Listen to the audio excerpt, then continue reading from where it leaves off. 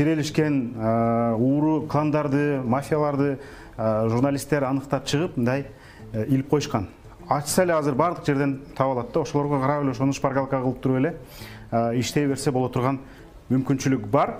Ошон үчүн азыркы коррупцияга каршы күрөшүп аткан мамлекеттик органдар менен иликтөөчү журналисттер душман эмес. Журналисттерди куугунтуктап чет өлкөгө чыгарып ийгендин ордуна, камагандын ордуна алардын маалыматын колдонуш керек. Анан мен жана айтып аткандай, эгер ушул бойдон эле мындай бүтүп кала турган болсо, анда элдин көңүлү кайт болот дагы. Бул өздөрүнө каршы абдан чоң рол ойной турган нерсе да.